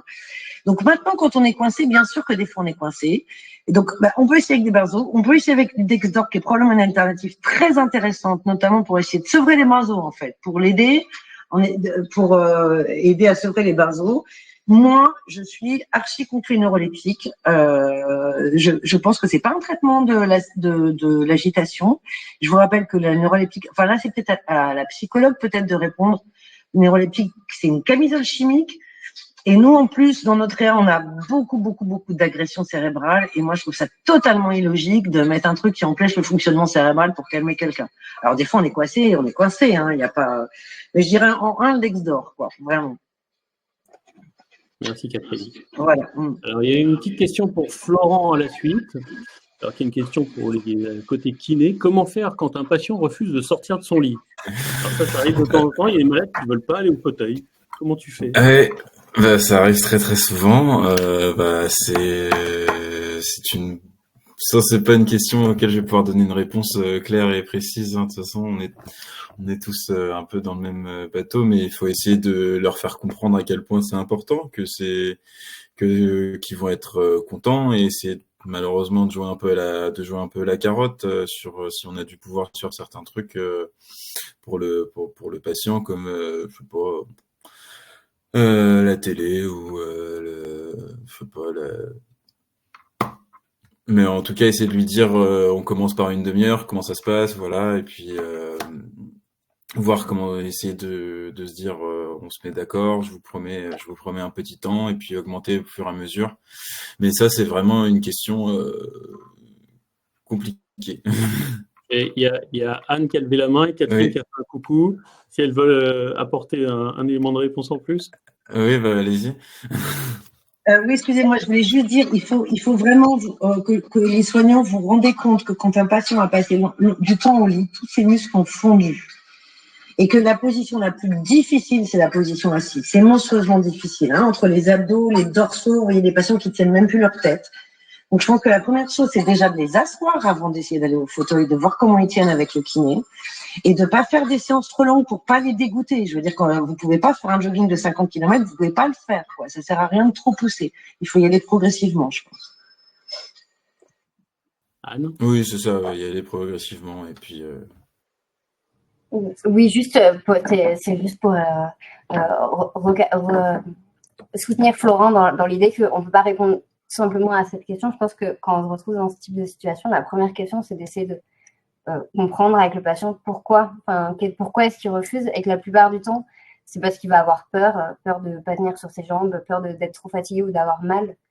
Et que voilà, avant d'essayer de le convaincre, je pense que la première étape, c'est d'essayer de comprendre l'origine du refus. Et souvent, juste en faisant en ayant cette réflexion, on dénoue beaucoup de choses qu'on imaginait coincées. Bon, Ok, merci. Puis moi, j'ajouterais ma petite pierre à l'édifice, c'est que comme mon dada, c'est la nutrition. Catherine parlait des muscles. Florent va entretenir le muscle. Il faut penser à nourrir nos patients, à les nourrir correctement. Et plus on les nourrira correctement, plus ils garderont du muscle. Et puis on ira dans les objectifs qu'on se fixe. Une petite question suivante pour Anne. Alors, que pensez-vous du journal de bord? Quels sont les impératifs pour mener à bien celui-ci? Alors, je vais essayer d'y aller court. Ce que j'en pense, c'est que vous l'avez entendu dans ma présentation, mais c'est très bénéfique, tant pour le patient que pour ses proches. Et je trouve que c'est aussi très chouette pour l'équipe, parce que ça permet bien quand il y a des patients qu'on connaît que intubés et inconscients, ça permet d'amorcer une relation un peu autre avec lui. Après, ce qui est le bénéfice, enfin l'importance du livret de bord et ce à quoi ça sert, c'est favoriser la continuité et éviter la rupture ou les ruptures pour le patient. Donc, un des enjeux, c'est d'avoir un livret de bord qui, une fois qu'il est mis en place, soit bien complété. Ça, c'est un enjeu important. Du coup, ça mobilise toute l'équipe et c'est important d'avoir l'adhésion de tous les participants et d'arriver à convaincre à convaincre toute une équipe du bénéfice de cela. Après, quand l'idée de base, c'est de se dire qu'il faut un mot par jour, ça c'est vraiment l'idéal. Un mot par équipe, ce serait encore mieux. Mais déjà, un mot par jour, c'est bien pour rythmer toute l'hospitalisation. Et en vrai, on est assez des médecins, des internes, des aides-soignants, des infirmiers, des psys, des kinés. On est assez pour trouver au moins une personne qui est OK pour écrire un petit mot chaque jour. Mais je pense que l'enjeu vraiment, c'est d'arriver à mobiliser tout le monde sur ce sujet-là. Voilà. Et de le rendre visible aussi. Nous, on a un énorme panneau orange sur la porte du patient en mettant livret de bord. Ça permet à chacun de se rappeler que voilà, il faut penser à le remplir. Ok, merci. Une petite question pour Charline. Faut-il inclure les familles dans les consultations post-réanimation? Alors là, Anne aura peut-être un avis aussi, mais on va commencer par Charline. Comment vous faites chez vous? Est-ce que les familles viennent avec les patients? Oui, les familles viennent avec les patients. On leur spécifie qu'ils peuvent venir avec un membre de la famille. Bon, pas 10, hein, forcément, mais voilà, le conjoint, la mère, le frère, la sœur, ceux qui ont été actifs durant l'hospitalisation et qui ont été présents. Et oui, bien évidemment, il faut les inclure. Et je vous dis, parfois, c'est vraiment des indicateurs très importants pour les patients qui ont peu de souvenirs. Ça nous permet d'avancer quand même dans la consultation et d'avoir des réponses aux questions pour le patient également. Et donc, vraiment, ce sont des personnes très importantes. Et puis, de toute façon, qui ont vécu l'hospitalisation d'une certaine manière. Donc, la personne principale dans ces consultations, bien évidemment, c'est le patient, mais pour beaucoup de familles, ça leur fait aussi beaucoup de bien de cette consultation. Merci. On a une autre petite question pour, je ne sais pas pourquoi je dis petite, une question pour Florent sur la table de verticalisation. C'est bonjour, nous avons une table de verticalisation dans le service, est-elle adaptée pour tous? La table de verticalisation, je vais faire assez court du coup. Ça va être adapté pour un patient qui a un déficit de force au niveau surtout de ses extenseurs de genoux, donc les quadriceps en général, et qui a un léger déficit aussi au niveau de l'équilibre, de son équilibre postural. Donc c'est souvent, en fait, ça va souvent correspondre à des patients ayant une neuropathie de réanimation. Sur les autres patients, il n'y a pas normalement, il y aura rarement besoin d'utiliser une table de verticalisation. Donc s'il y a neuropathie, en général, ça peut être indiqué s'ils n'ont pas suffisamment d'extenseurs de genoux pour se lever, et s'ils peuvent pas travailler, s'ils n'ont pas assez de tonus postural pour tenir assis trop longtemps. Ça peut être un travail intéressant. Sinon, non, ça prend beaucoup de temps et c'est pas forcément indiqué. C'est un outil dans une situation particulière, mais ça n'a pas de bénéfice par rapport au fauteuil ou la position assise au lit si on est capable de l'avoir. Une question a priori pour Anne. Pour préserver mon patient, dois-je laisser venir tous les membres de la famille, même celui qui ne sait pas gérer son stress? Ça peut arriver. On peut avoir des visites qui veulent rentrer et qui ne gèrent pas du tout, jusqu'au malaise vagal à l'entrée de la chambre, mais bon, ça, on sait gérer. Voilà. Je trouve que cette question elle est intéressante parce qu'elle confronte vraiment le point de vue que j'ai défendu pendant ma présentation. Il faut quand même réfléchir aux bénéfices pour le patient aussi. Ça se discute, je dirais non, pas tous. Mais par contre, on ne peut pas juste refuser quelqu'un. Donc je pense qu'il faut être capable d'accueillir, par exemple, le proche qui est en difficulté dans la chambre et pouvoir peut-être l'accompagner, y aller avec lui. Et pas le laisser gérer. Je sais que, par exemple, dans mon service, récemment, on a refusé une visite de 16 copains de classe d'un patient qui était intubé et attaché. En fait, toutes les visites ne sont pas forcément pertinentes, quoi. Donc, mais par contre, ça se discute, c'est-à-dire qu'on ne peut pas se contenter d'un refus catégorique en disant bah, non, moi, soignant, j'estime que c'est inadapté, mais en tout cas, c'est peut-être amener la famille ou la personne à se questionner sur qu'est-ce qu'elle peut apporter dans le patient, enfin au patient dans la chambre, et est-ce qu'elle a d'autres façons peut-être de venir soutenir le patient sans s'exposer elle. Voilà. Je vais rester flou sur cette réponse. Merci Anne. Alors moi, j'ai une petite question qui va venir de moi. C'est sur les enfants en réanimation, parce qu'on a énormément de demandes avec souvent pas beaucoup de background pour dire oui, non, pour faire bien surtout, parce qu'on n'a pas à dire non s'ils ont envie. Je crois que c'est s'ils ont envie de venir ou que le patient a envie que les enfants viennent et qu'eux ont envie. Mais comment on fait quand on n'a pas de psychologue? Comment on fait pour faire bien? Comment on est sûr qu'on va faire bien? Et est-ce que tu as des petits outils, des petites choses pour les voir avant, parce qu'on les voit effectivement toujours avant de les faire rentrer avec l'autre parent ou avec les grands-parents, avec ceux qui sont là. Est-ce qu'il y a des grosses erreurs à pas faire ou des grosses choses à savoir? Alors, ça va être dur de répondre de façon très synthétique. C'est un vrai enjeu de faire rentrer les enfants. Et effectivement, moi, je trouve que les visites, elles sont bonnes, mais je l'ai précisé, c'est quand c'est bien accompagné et bien préparé. C'est-à-dire pour moi, on ne confronte pas un enfant à la réanimation si on ne s'est pas assuré que c'est un endroit safe pour lui. Par contre, pas besoin d'un psychologue pour faire ça, j'ai envie de dire. Justement, dans mon service, je participe et j'accompagne les visites d'enfants. En revanche, j'ai formé tous les gens de mon service parce que le week-end, moi, je ne suis pas là et que souvent, les enfants viennent le week-end. Donc, je dirais que la première question, c'est effectivement s'assurer que c'est la volonté de l'enfant, éviter tous les écueils parce qu'il y a beaucoup de croyances autour de la visite d'enfant, notamment le fait que le patient va se réveiller du coma parce que le patient vient le visiter, parce qu'il va reconnaître sa voix. Il faut être quand même très attentif aux croyances que la famille met derrière cette visite et si c'est le cas, si on perçoit des croyances, pouvoir rétablir la vérité et dire que les soignants ils travaillent pour essayer de guérir le patient, mais que l'enfant, c'est pas on n'attend pas ça de lui, quoi. S'il vient en réanimation, c'est pas pour ça. Voilà, et il y a ça. Il y a le fait qu'on doit pouvoir avoir présenté l'environnement à l'enfant avant qu'il rentre, et à chaque étape, on doit toujours reconfirmer, c'est-à-dire que nous, on le voit en entretien, on lui demande dans l'entretien pourquoi il veut venir, s'il a toujours envie de venir, on l'accompagne devant la chambre, on lui demande s'il a envie de rentrer, et il peut à tout moment changer d'avis. Voilà. Et souvent, on reste dans la chambre jusqu'à s'assurer que le lien entre le patient et l'enfant soit rétabli. C'est-à-dire qu'il y a des enfants qui sont hyper inquiets dans la chambre, et finalement, on va rester pendant toute la visite, ou alors on va écourter la visite. Voilà. Mais ça vaudrait le coup de faire limite un webinaire en entier sur ce sujet-là. Voilà. Oui, je suis d'accord. Encore une question pour toi, Anne. Il y a beaucoup de questions. Est-ce que les consultations de suivi de deuil sont réalisées par les psychologues de service? Comment se déroulent-elles?